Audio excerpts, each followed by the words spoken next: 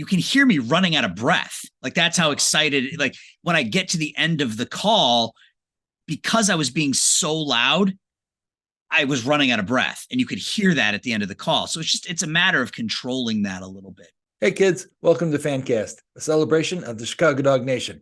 I'm your host, Shy Dog Fool. Today, our guest is Aaron Shelan, broadcaster with the Chicago Dogs. You want to know what it takes to get up in the booth and do all that cool, fun broadcasting stuff? Aaron's going to tell you.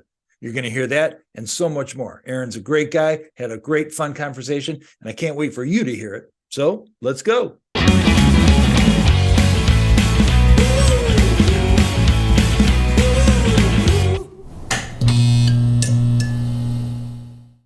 Hey, Dogs fans, Fool here. Welcome to the Fancast. We have a great guest with us today. It's the amazing Aaron Shelan, the voice of the Chicago Dogs. How you doing, Aaron? Thanks for joining us. I'm doing well. Thank you. How are you? I don't know. What do I call you, Mike? Do I call you Fool? What do I call you? You can call me Mike, whatever you want. Well, I appreciate you taking some time. I appreciate you having me. For all the fans, I'd like them to kind of learn your journey. So what set you on the path to becoming a sports broadcaster? Some people dream of growing up and playing in the NBA or playing Major League Baseball. And, unfortunately, I just didn't have that level of athleticism. But there was always something about the broadcasting end of it. I remember sitting on the couch with my dad when I was probably 8 or 9 years old, and we were watching the Red Sox, and I would say something, and then the analyst would say it right after me. And, this just kind of happened a lot, as I was growing up, and this is really all I've wanted to do. This has always been my dream, is to be, not just a sports broadcaster, but the voice of X, whatever that team is. That was always a dream of mine. So I went to, the University of New Hampshire back in the mid 90s. I'm born and raised in Boston, as you can see from what's behind me. I went to the University of New Hampshire in the mid 90s, and I got involved with the student radio station. I was the sports director over there, WUNH 91.3. So give me a shout out. My sophomore, junior, and senior years, I was the radio voice of the University of New Hampshire. I did their hockey, football. I did men's basketball for 3 years. That was a lot of fun, but I made some decisions with my career that kind of took me down a different path. And I stepped away from that for about 2 decades, really. Wow. About 2 decades. At the end of 2017, my father passed away. I made the decision then that I was going to go back to school. I enrolled in the Illinois Media School. Most of the people who work up in the production booth for the Dogs, who put on the Dogs broadcast, are in some way related to the Illinois Media School. They all will either students there or they're instructors there, that sort of thing. So, so I started going to the Illinois Media School in April of 2017, graduated from the Illinois Media School in November of 2019. Yeah, I did 3 or 4 years of it in the mid 90s, took about a 20-year break. And then got back into it in 2017. Broadcasters rarely stick to one sport, and obviously you've already told us you're no different. Are there any idea how many sports you've called games for? I think, I've done baseball, softball, football, hockey, basketball. Which one do you feel you're most comfortable with? I'm most comfortable doing hockey. There's just something about the sport of hockey to me that I just really, really enjoy. If I have a partner, it's baseball. There's something about just kind of that back and forth, and and you've listened to the back and forth with me and Sam over the last couple of years. There's something about that back and forth, being on the air, doing a baseball game, that to me is just a blast. Regarding play-by-play versus color, do you approach your job or the game differently depending on the task, either or? Good question. I think it depends on the event and who I'm working with. We'll use the Dogs as an example.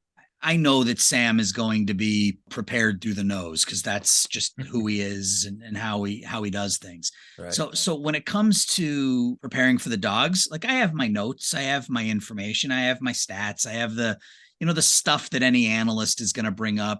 But most of that is driven by my play-by-play guy. It's driven by Sam. So, the conversation goes, however it goes. When you're doing play-by-play for other sports where there's players moving around the field, you have to get into that mindset or not mindset, but you have to know who's who down there on the field. Sure. So it's a little more focused on until you get comfortable with the team, it becomes more, I got to make sure I know who the players are, and I have to just make sure that I give a good call for the game. That sounds like something that just kind of comes organic with your rapport with whomever you're doing it with. Yeah, 100%. The rapport portion of it is critical. I mean, there was a time, and I keep referring back to Sam because I've done more games with him than I have anybody else, but there was a time where I used to step on his feet, shush me and quickly, but it was always in a, hey, let me finish talking, then you say what you got to say. And, sure. It just, after a while, it just becomes natural. I know the types of things he's going to talk about, and I know what types of things he expects me to bring to the broadcast. Okay. So it makes prep easier. Yeah. Sure. How about a narrative? Is there ever a narrative involved? Like if it's some kind of an important game or a team's record, or a particular player has some kind of story, are you conscious of narrative, or is that something that just happens organically? No, I mean, we're conscious of things that are going on. I mean, last year, Casey Hobson was approaching his 200th home run. And, Sam and I were talking offline because there were games that I was going to be doing in place of him because he was out of town. Right. And we were talking in the games leading up to that about how I was hoping that Casey wouldn't hit a home run until Sam was gone so that I could do the call for the game. You know what I mean? Sure, just, it's playful banter, but yeah, we're aware of storylines, and you just try to work it in. One of the things I learned from this could turn into the Sam Brief appreciation hour, but one of the many things that I've learned from Sam over the last few years is Sam once told me, hey, slow down. You've got 4 plate appearances for Casey Hobson. You don't need to rattle off every fact that you have in that first plate appearance. Yeah. So we use that narrative as it's necessary. It doesn't necessarily need to happen in that player's first at bat or in their second at bat. You've got 3 hours and 4 to 5 at bats to be able to talk about that stuff. So we're aware of it, and we talk about it, as when it's necessary or when it makes the most sense. Let's get into something actually kind of critical. The pipes, your pipes. So the most important part of your trade is obviously your voice, but do you do anything special to keep your voice in shape? Is there a drinking or breathing exercise, vocal exercise, something that you do? There's no like Ron Burgundy, there's none of that. Rubber baby, bubbly gum burgers. Yeah, none of that. Honestly, it's a lot of tea and a lot of water. I try to avoid coffee on game days. Tea with lemon, and a lot of water is really all I do. I don't have any vocal exercises. I know there are some out there that I could potentially do, but I talk for a living. If my voice hasn't completely abandoned me by now, I think I'm probably okay. And along those lines, do you find that maybe you speak differently during a broadcast? I mean, do you kind of apply your broadcaster voice, quote unquote, or some kind of technique, or is it you're just yourself all the time? I'm really sarcastic in real life. So, I try to limit that on air, but even that, even that comes out when Sam and I are chatting on air or, that sort of thing. I try to inject a little bit of humor into the broadcast where it's called for. In terms of my inflection, yeah, I mean, you have to, you have to change the inflection of your voice for, exciting moments. That's what people like to hear. Now, you got to control that. I first started doing games for the Dogs back in 2020 during the COVID season. Okay. I traveled with the Dogs during 2020. I did the road games. Sam did the home games.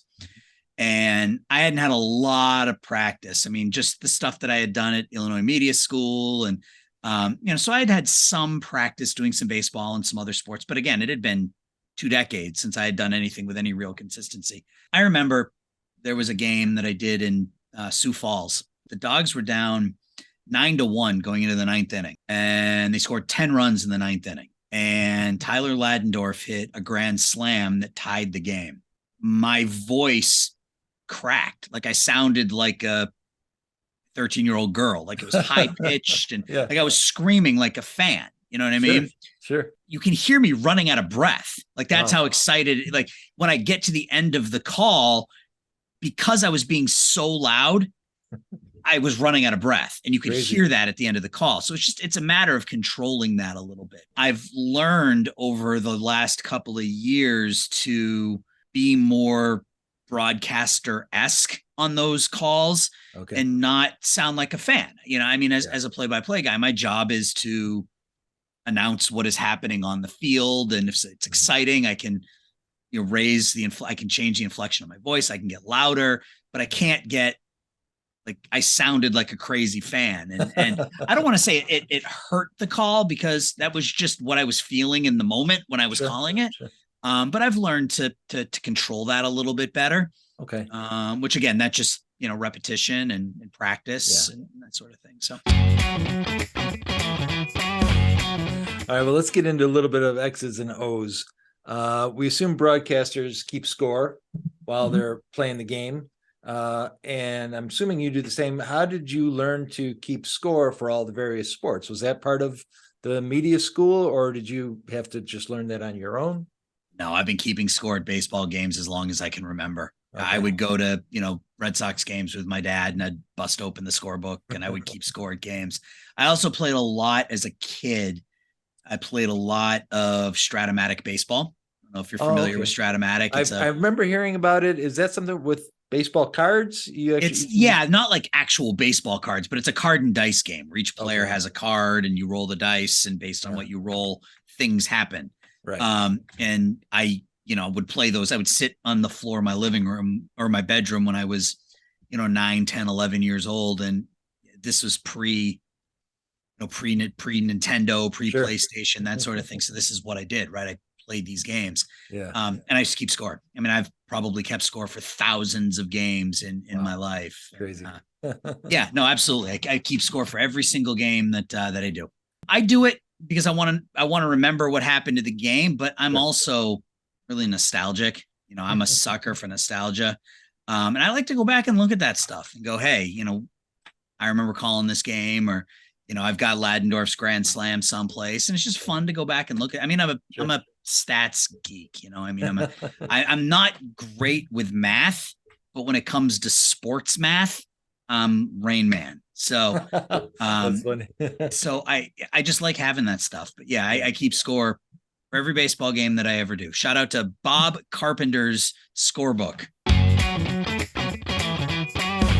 All right. Well, now we can finally talk dogs. So let's do this. Let's talk dogs. How did you land your gig as a dogs broadcaster? I started my career, if you will, with the dogs in 2020 during the COVID season. It was a 50 game season. And I got a phone call from Joe DiGiacomo. Joe is kind of the man who puts together the production team for the dogs at home.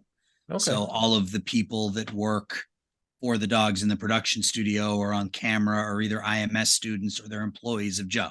Joe is an instructor over at the Illinois Media School.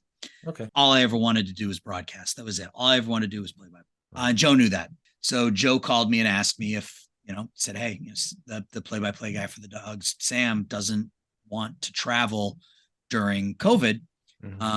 So I'm wondering if you'd be interested in doing the job. And, you're married, so you understand this, but without even talking to my wife, I went, yep, 100%. Yep. And then I went to my wife and said, oh, hey, guess what? I'm going to be going to Sioux Falls and Fargo and St. Paul in the middle of a global pandemic, because I'm never going to say no. I mean, I'm never going to say no to an opportunity. And that for me was, you want me to go broadcast baseball games live? Sure. Couldn't travel with the team because of the COVID rules. So the team would take the bus and I had to drive myself, but it's fine. Made a couple of trips to the birdcage up in Sioux Falls. Everybody with the organization there was fantastic. And spent some time in Fargo, where I got to, my first game was up in Fargo, and Jack Michaels is the play-by-play guy for Fargo. Track him down. Yeah. And so Jack is Fargo sports, right? Like he's been calling everything in Fargo for, over 2 decades now. And having him there to my right when I was calling my first game was a relief. Wow. I posted something on Facebook that night. I took a selfie of myself, like I do before every one of my games, Okay. and made the comment is like, I know it doesn't look like I want to throw up, but I want to throw up. That's how nervous I was, and Jack really helped kind of calm me down and helped me through it. But yeah, I Right. did. I don't know, somewhere in the vicinity of 10 or 12 games that year in Okay. Fargo and Sioux Falls. I met Carter Woodiel in Sioux Okay. Falls. Right. Carter was the play-by-play guy for the Canaries That for year. those couple of years before he moved on to the American Association. And now these guys knew that I was raw. They could just tell. So that's how 2020 went down. 2021, and it's funny. Sam and I have talked about this over the last couple of years. When Sam and I first started working together, it was very business. It's transactional. Sam needed me to go do these games for him. I went and did the games for him, and that was that. Right? We didn't. Right. With season was over, we didn't talk much between 2020 and the 2021 season. Sam and I, our relationship was very businesslike. He needed me to do a job for him, and I did it. You fast forward to today. Not only do I consider him a mentor, I consider him one of my closest friends. The relationship there is now more than just transactional. So 2021 started, and it was a, hey, do you want to come and, be my analyst for a couple of games here and there? Just, so he asked me, hey, are you available to come sit in on these dates because I don't have anybody coming in? And so 2021, I was his analyst for a handful of games at the end of the season. And then 2022, it wasn't, hey, can you come fill in for these games? It's, hey, what games can you do? And then we'll fill in around you. Nice. I do it because, number one, I love being in a booth. Mm-hmm. Number two, I love being in a booth more with Sam because, again, he's one of my closest friends. Sure. Number three, I love baseball. Specifically, I love Dogs baseball. It's the atmosphere is great. Having, again, those relationships help, knowing Butch and knowing the team obviously helps build that fandom within me, even if I'm not calling the game. Right. I'm always following the games. Yeah. But that's sort of been the growth. Like 2020, it was very, this is what I need you to do. I did it for him. 2021 is, hey, we need you to fill in here and there. 2022 was, what can you do? Yeah. And 2023 sounds like it's going to be more of the same. So I love baseball. I love being in the booth with Sam. So I will continue, especially given the amount of support he's given me over the years. I will be there for him whenever he needs me. So, awesome. That's kind of been the transition over the last, into my fourth year now with the Dogs. Yeah. And that's where I first heard you actually was that COVID year. And that's when I was actually, I think I didn't even have the AATV at that time. Mm-hmm. It was all on Mixlr. Yep. And I remember following you guys on Mixlr, and sometimes maybe you still do it. You make it's almost like a Twitter, you could listen to the game and then there's little chats.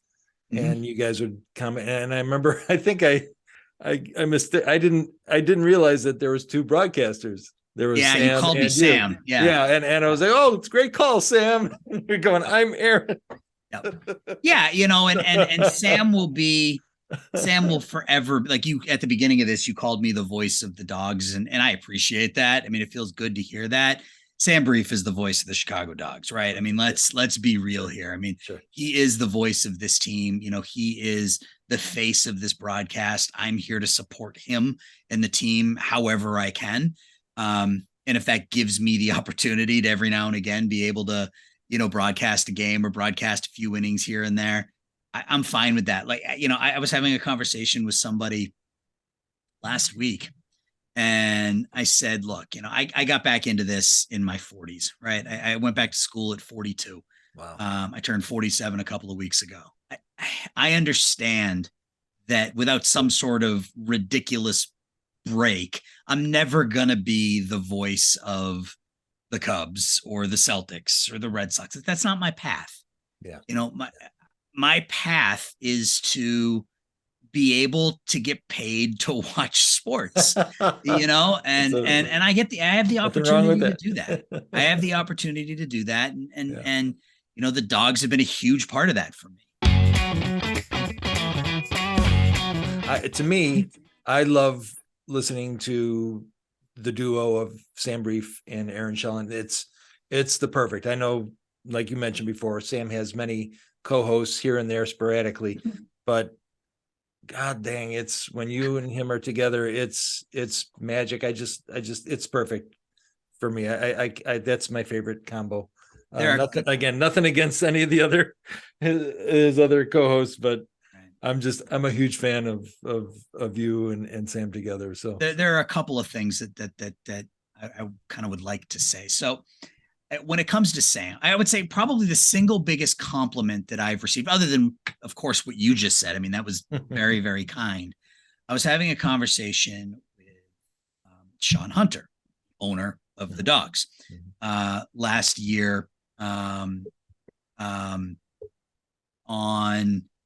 it was in between the Friday and Saturday playoff games at Impact, those two games against Milwaukee. I was down on the field talking to Sean, just watching the team taking batting practice. Hey Ryan, how you feeling today? That sort of just banter. Sean was down there and started talking to Sean, and obviously I value the input of the owner of the team, right? So I said, hey, how'd the game sound last night? How'd my broadcast sound? He said, you sounded great.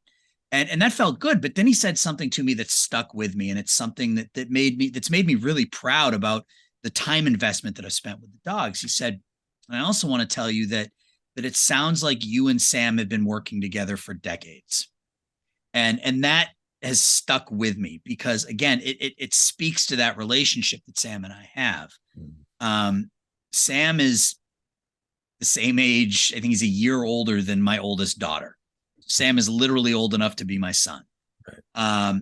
And it's weird for me. And I've said this to him because there is nothing, there are no secrets between Sam and I. Sure. And I've told him, I said, it's weird to have a mentor half my age. and it is, right? I mean, I'm at this point in my life where I should be mentoring other people. Right. But in this world, Sam's my mentor. I take his cue. I pick his brain all the time. And that's part of what's kind of built our relationship together. But yeah, those, again, I turn into the Sam Brief appreciation hour, but I can't thank Sam enough for the support, the advice he's given me, the opportunities he's given me, because it hasn't just been opportunities with the Chicago Dogs. He gave me the opportunity with Chicago State. He was gone for the last 4 months. He reached out to me before he left and he said, hey, I want you to step in and do the soccer games, do the basketball games for me while I'm gone. So he trusts me. And that means a lot, from a professional standpoint, obviously, but also from a personal standpoint, that he trusts me to fill in for him, and he trusts that I won't embarrass him and that it'll be professional, and that, it may not be as clean as what Sam does, because, that's my ultimate goal, is to be as clean as Sam in my broadcast, but I'm going to do my best. Yeah. It's cliche, but if you love what you do, it's not work. Right. And that's why I'm willing to do it. I'd like the fans to know kind of a rundown of a typical broadcast day for you. Let's kind of paint a picture here. So some pregame questions. How early do you arrive? What's your typical prep routine? Do you get to talk to coaches or players? What's kind of pregame for you? It depends. It depends on whether or not it's a weekday or a weekend, because I have a regular Monday through Friday job. So if it's a work day, if it's a weekday, I typically will leave my house 3:30, 4 o'clock, get to Impact 4:15, 4:30-ish, sometimes 5. If I get there early enough, Sam is usually there before me because he's got other stuff to do in terms of getting the broadcast prepped and social media and giving people direction and that sort of thing. Right. So if I get there early enough, I can get down and meet with Sam and Butch. Or if I'm filling in for Sam, I usually will get there a little bit earlier because I have to work with the production team to, here's the rundown of what the broadcast is going to look like. This is this is what today in baseball highlights are going to be. This is the trivia question. This is the doggle answer. You got to run through all that stuff and when you're going to do all that. Get down into the clubhouse and spend some time talking to Butch, just pregame. Okay. Talk about your starting pitcher today. Talk about the hot streak that Ryan Lidge is on. Just normal interview type stuff. Yeah. One of the very first things that Jack Michaels told me when I was up in Fargo back in 2020 was that if you can tell a stat or you can tell a story, tell a story. In my outside of broadcasting world, I'm an introvert. You may not believe that because I'm a sports broadcaster and I talk for a living, but I'm an introvert. I don't like groups of people and strangers and things like that. So it's hard for me to go into the Dogs locker room and just start chatting somebody up. Okay. It's hard for me. Last year when Sam was telling the team that I was going to be traveling with him when I went up to Winnipeg and Sioux City, like he brought me into the locker room and he introduced me to everybody. Because that's awkward for me.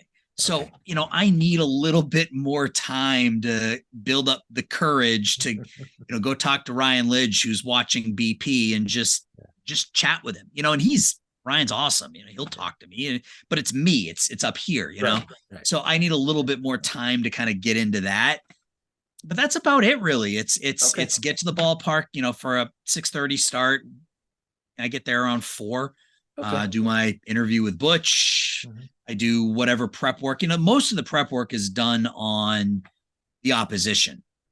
Sure. Yeah. Whoever. I take your pick. Matt Hall's pitching for Kansas City. We need to pull up his stats. We need to look at his splits. We need to see how he did against the Dogs previously. Who did he play for in affiliated ball? When was the last time he was in affiliated ball? Where did he go to school? Is there anybody famous from that school that we can talk about, that sort of thing. Yeah. Because again, it's not all about numbers, right? I mean, one of the things that I think makes Sam and my broadcast so effective is that we don't sit there and regurgitate numbers. We talk about Uber, and we talk about the fact that Aaron had never had Dippin' Dots before. And we talk about the 5 tools of, I don't remember, we had a conversation last year. We were talking about 5 tool players, and that turned into what constitutes a 5-tool dining experience. So you can have all of these numbers and all of this information. Right. Broadcast may not need any of it, but you always want to have enough in case it's an 18-3 game, and you got to fill time. So okay, cool. Well, then how about during the game? You interact with the director and the crew. So is the director like always in your earpiece? Are you guys always hearing something interacting during the game? Is that how does that work with I guess the crew? Yeah, so we can always hear the director in the booth, and shout out to Pete and Chris and Grant and everybody else that directs the Dogs broadcast. It's interesting because the first time you do it, it can be a little distracting. Mm-hmm. because like Chris Rouse, for example, Chris is awesome at his job, but Chris loves to talk. So he'll be in our ear just talking for 3.5 hours straight. And you have to learn to hear the things that you need to hear, which is, hey, we're going to come back with, Doggle this half inning, or we're going to come back with the AA read, or we're going to come back with whatever.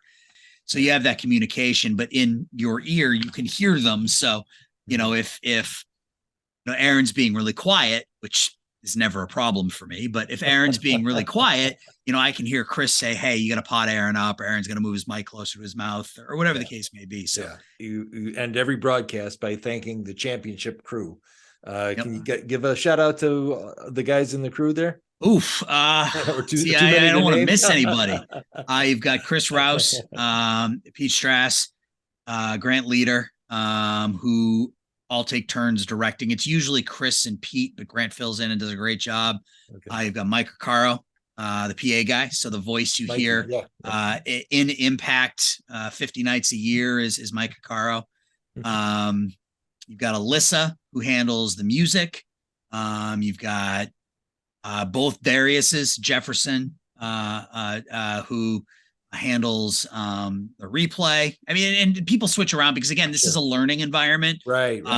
You know, at IMS. So we have students who come in and they learn different things. Okay. But yeah, there's, you know, there's 10 or 12 people in there on any given night. Joe DiGiacomo sort of makes sure that all the pieces are in the right places, but it's an absolutely phenomenal team. Obviously, Jesus, you know, I absolutely love Jesus to death. Jesus Mauricio.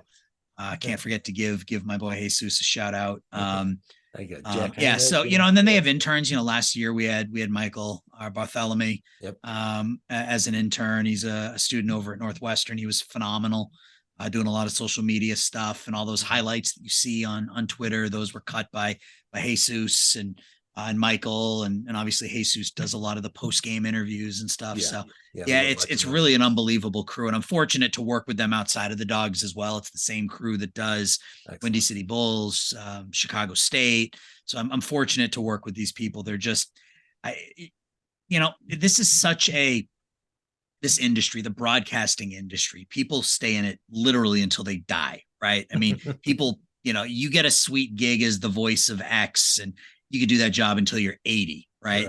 Yeah, it's just it's a tremendous team. You know, the Dogs have done such a good job putting together the behind the scenes, you know, the Dog Squad and all the people who work for the, you know, the people that are front and center with the fans, right? The people that are the game is played for those people in the stands, right? And the Dogs do such an amazing job of putting on just a tremendous product, both in impact and if you're at home watching a broadcast. You know, when I say that these are that in a lot of instances you're watching students produce this show, that's the case. You know, right? I mean, you know, I watch a lot of the broadcasts and. Right. You know, we have people who, you know, hey, this is, you're going to direct this, you're going to direct the show today, and you just go and you do it, and you have somebody there teaching you. And so it's, you know, shout out to the Illinois Media School. I wouldn't be where I am without IMS. And, you know, it's hands-on learning. You know, they throw you to the wolves a little bit, but it's worth it. You know, getting that real world experience is worth it. So the Dogs and IMS do a fantastic job of putting on just a great broadcast. And again, I can't forget about Timmy Helms. Like, I can't believe I forgot Timmy. I love Timmy. You know, just some of the best people that I've had the pleasure of working with. And it's just it's a fantastic team. What is your favorite food or beverage at Impact? This is going to sound really bad because I'm a 47-year-old, but probably the chicken fingers. I'm a chicken nuggets and chicken fingers guy. They're good chicken fingers. They really do. Yeah, chicken fingers, and I love getting myself a nice big soft serve ice cream if I can get it in before the game starts. Yeah, in the helmet, of course. Yeah, in the helmet. Yep, I got 4 or 5 Dogs helmets in my. I had one for each of the kids, and then I've got some on my shelf. Nice. Yeah. And then everybody wants to know, how do you like your hot dog? Yeah, you really want to know? Yes, and again, I know it could be. Everybody has a different answer. I know they push the no ketchup, but I think that's kind of just fun. But how, you know, for you personally, you got to remember, I am a born and raised New Englander. I didn't grow up in Chicago. That's right. I grew up in Boston. How do they do hot dogs in Boston? Ketchup and mustard. Ketchup and mustard. Okay. Mustard. That's it, man. Ketchup and mustard. Simple. Might throw some cheese on there. I like a little bit of shredded cheese on my hot dog too. But yeah, if I wanted to eat a salad, I would just eat a salad. I don't need a salad on my hot dog. And I know that may turn some people off, and I may lose some fans here, but yeah, I am a ketchup and mustard on my hot dog guy. All right. That's it. No worries. All right, buddy. Tell me about Stream Sports Midwest. Oh, okay. Sure. I'd be happy to. So a couple of years ago, so through IMS, I talked about how we get kind of that real world experience, right? So we do that through remote broadcasts, whether it's Chicago Dogs, Windy City Bulls. We do University of Chicago, where there's, you know, soccer, baseball, basketball, that sort of thing, where it's all produced by IMS. One of the other I guess, leagues or contracts, if you will, that IMS had was with the Northern Illinois Hockey League, which is a youth hockey organization in Illinois. It's one of the largest youth hockey organizations in the country. Eric, my partner, Eric Willowite, was the only one who was doing NIHIL games, Northern Illinois Hockey League. We couldn't get students to do the Northern Illinois Hockey League games. So because we couldn't get students to do it, IMS decided it wasn't worth it because they were paying employees to call the games versus having students go and do it for free. Eric and I both have a tremendous love for hockey at all levels, all age groups. Doesn't matter. I do a hockey game on, I'll watch it. In the summer of 2021, Eric asked me if I would be interested in broadcasting some NIHIL games with him because they were no longer going to be done through IMS. But Eric had built a relationship with the people over at the Northern Illinois Hockey League as he had been doing these games by himself for like 2 years now. We just kind of talked through it and said, hey, why don't we see if we can turn this into something more than just Northern Illinois Hockey League? So we started Stream Sports Midwest. It's just the two of us. We put on live broadcasts of hockey. We've got an agreement in place with West Aurora High School this spring, where we'll be doing their spring sports: baseball, softball, boys and girls soccer, volleyball. I talked about badminton. We did a badminton game for West Aurora last season. And it's just an opportunity for me to continue to do what I love. I said, if I can't find somebody to pay me to call games for them, I'll create my own company and I'll do it that way. And that's really what this is. It's an opportunity for me to be behind the camera. It's an opportunity for me to be on the mic, and it's an opportunity for me to get paid to watch sports. So that's really it. It's just Eric and I. We have Jesus actually comes and helps me out. He's going to be nice. Jesus lives in Aurora, so he's going to be helping me with some West Aurora stuff this year. Okay. Yeah, he'll be on the mic with me. He'll be running camera and stuff. So, it's never going to make me a millionaire, but as a side hustle, as a side gig, it's a lot of fun. We've gotten some really nice letters from some parents who, are thankful that grandma and grandpa in Florida are able to watch their 12-year-old play hockey. And, we try to put on as professional a broadcast as we can. Sure. So we've got the scorebug, and we've got rosters, and we've got standings, and, we've got that back and forth banter like you would for, a professional broadcast. And it's just the two of you do all of that. Yeah. Yeah. I mean, sometimes it's just one of us, which is really interesting.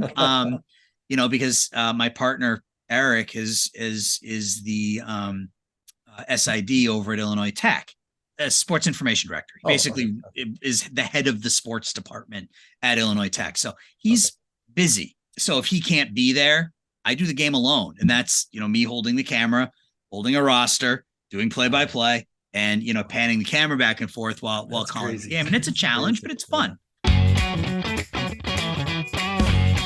right. Well, let's circle back to something that you kind of touched on, but maybe you can give me expand on it a little bit. Sure. I want to talk about advice. What was the best piece of advice that you've ever received in your career?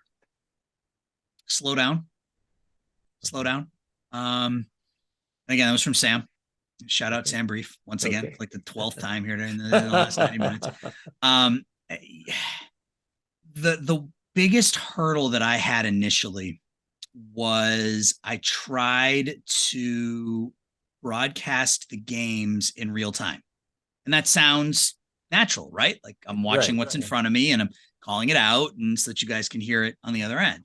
Yeah. But you can't do that. You can't broadcast a game in real time. You just can't. Because you're going to make assumptions. Fly ball hit to left field, you assume Eric Rivera is going to make the catch. There's a line drive out to left. Rivera takes 2 steps to his left. He makes the catch. What if he drops it? I'm anticipating him catching it because I'm trying to call it in real time. Right. And if he drops it, now I'm stumbling over myself. Slowing down has allowed, and not like 6-7 seconds, but slowing down by half a second to a second. You hear the crack of the bat. The ball hits the outfield. There's a line drive to left. By the time I get through, there's a line drive to left. Eric Rivera's either made the catch or he's dropped the ball. Right. And now I can say what's actually happening on the field. Right. You guys only lose half a second, so it appears in real time to you. Right. But it's impossible to call a game in actual real time, especially on like a bang bang play, right? Yeah. That's You know, crazy. Michael Krause steals second base. I have to wait and see what the call is. So I can't call it in real time. Right. So yeah, slow down is probably it's very simple advice, but that's probably the single best piece of advice. And then Jack Michaels, if I can tell a story or give a stat, tell a story. Those are the two things that have stuck with me. Yeah, I love those quotes. Those are great. All right. Well, then let's kind of pay that forward. Any advice that you can give to aspiring broadcasters? Never say no. Doesn't matter what the opportunity is. I did my first live broadcast 4 days after I started at the Illinois Media School. Wow. And the way they do their courses is the first half is not sports related. It's industry related. This is how you make a demo reel. This is how you edit a commercial. This is how you use Adobe Premiere and just the absolute basics of the project. Yeah. How to feel comfortable on the mic. You know, we had to read a commercial script. You know, that's the first thing they do is they have you read a commercial script and then you put music behind it and you put together your own commercial. My first class was on a Tuesday.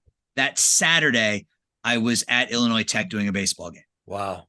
Take advantage of the opportunities that are presented to you because those reps are critical. It's like anything else, right? The more you do it, the better you're going to get. Yep. So, great advice. Yeah. Never say no. Never say no to an opportunity. That's how I ended up doing a swimming meet. And that's how I ended up, like I said, we did badminton last year and it turned out I loved it. It was 2 hours of me and my partner sitting there talking about, you know, we had a basic idea of the rules, but we just spent 2 hours sitting there talking about what we saw down there. And it was fun. You know? And so you never know what, and not just broadcasting opportunities, because the reality is that the more you know how to do, the more hireable you are. Yep. So in my first year with the Dogs, not 2020, but the 2021 season, I did half a dozen games where I was on camera because that's what they needed me to do. Okay. So because I made myself available and I never said, so you mean as a cameraman? Yeah. Running the, oh, wow. Yeah. I ran like third base. I ran like third base camera. Okay. Crazy. That's how that. So because I never said no to these opportunities when I was in school, that's why Joe was comfortable reaching out to me, asking me if I wanted to fill in for Sam during the 2020 season. Yeah. You know, you prove that you've got the drive, you know, and I'm tired. Like I'm tired, right? I'm always tired. You know, I mean, it's because I go 60, 70 hours a week between my full-time job and my broadcasting gigs, but I will never say no to an opportunity. Yeah. Well, because this is a show for dog fans, ones we know, obviously, and then we also want to hopefully bring in new fans. Yeah. So I'm asking you to do this final pitch, which is give me your pitch to anyone listening, why they should come to watch the Dogs or be a Dogs fan. Sure. I can do that. Okay. Oh, you're asking me now. Oh, yeah. Yes. I thought you were prepping me for the question. No. Okay. Yeah, I mean, there's a good way to end this, right? So there are a couple of things. So from a family friendly perspective, if you have kids that are interested in baseball, that you want to start getting interested in baseball, to me, there is no better environment than Impact Field. It's not expensive. You know, they've got all sorts of promotions where you get unlimited popcorn, unlimited drinks. You've got all the different events and stuff. So as a family friendly environment without having to spend $300 like you do at a Cubs game or a White Sox game, spend $50. Bring your family to Impact for 3 hours, and you know, there's not a bad seat in the house. It's a beautiful ballpark. The food's fantastic. You know, they have fun events that they do, you know, during the game. So strictly from a financial perspective, I've got 3 kids that are 14 and under. My oldest is off and she's doing her own thing, so I'm not going to bring her to a baseball game with me. My 3 youngest, we don't bring them to White Sox games. My father-in-law is a diehard White Sox fan. We don't bring him to White Sox games because it's a hassle. It's expensive. The food is expensive. The ballpark is huge. So the kids want to go to the kids zone in left field. I'm now going to lose 3 innings because I got to walk them over there and back. I'm going to spend $50, bring them to Impact, and the food's right behind us. They can hang out with ketchup and squeeze, and they have a great time. Yep. So that's from an environment perspective. Impact Field is as nice a ballpark as you're going to find that isn't a major league stadium. And this includes affiliated stadiums. I don't care whether you're talking AAA, AA. Impact Field rivals any affiliated minor league ballpark you're going to find. It's just phenomenal. From a game perspective, they're 2-time division champions. They've got a famous major leaguer, at the helm, in Butch Hobson. On these days where you get to go down on the field and get autographs, you're going to get a lot of friendly players, a lot of engaged players, a lot of players who want to be there. Then the play on the field is fantastic because you've got a former big leaguer managing the team and a former big leaguer as your pitching coach. So, you've got some really, really talented play on the field. And again, 2-time division champs. I mean, if you're going to pick a team to root for, why not root for the best, right? That's what I always say. Come root for the Dogs. Come out. Yep. You won't be disappointed. Yeah, well, if you want to dip your toes into the independent league scene, why wouldn't you do it with the best team? You know what I mean? So that's kind of my take. What they call a no-brainer, I think, right? Yep. Well, Aaron, I can't thank you enough for doing this and for putting up with all my questions. I had a blast. I had a lot. Everybody likes to talk about themselves, right? So it was fun. It was a good time. I love talking about my experience with the team, and I love giving shout outs to the people who have supported me along the way. You included. The Dog super fans, man. Are second to none, and the love that Sam and I get from you guys on a day-to-day basis is. Because sometimes you forget, sometimes you just, one of the things that I was told early on, because again, I'm an introvert. So there are nerves involved when it comes to broadcasting a game. Sure. And one of the first things I was told is pretend you're broadcasting the game to nobody. That's interesting. That you're just sitting in the room talking, and that helps, that helps get over the nerves, but you forget that there are people like you that are watching every single game or listening to every single game when you can't be at the ballpark. Yeah. So to hear, some of the kind words from you and from some of the other Dog super fans, and it feels good. It feels really good to know that people are listening to what I'm doing and they enjoy it.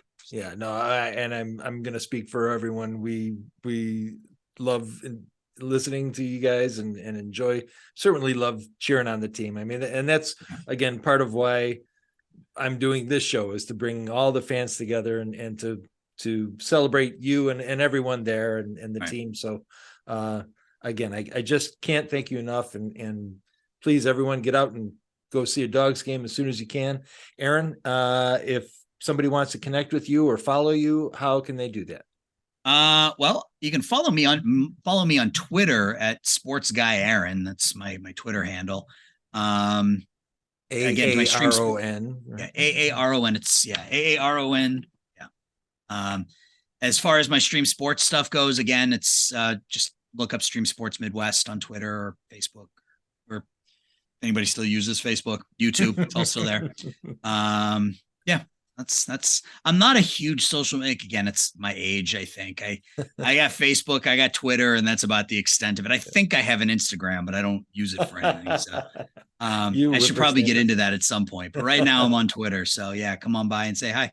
All right, everyone. Well, thanks again, Aaron. And we will see you come May 12th. May 13th, right? May 13th? May 12th? May 12th. Yeah, better May 12th, opening day. Yeah. I'm going to be there if for I opening see you day. on the 13th, I'm going to be very sad. I'll probably be there on the 13th too. I'll definitely course, be there on the 12th though. I won't miss opening day. So. Yeah, I can't wait for that. All right. Well, thank you again, buddy. I really, really appreciate it. Of course, anytime. All right. Take care. All right. Hey guys, if you're a fan of the Chicago Dogs, you got to make sure you follow the Fool.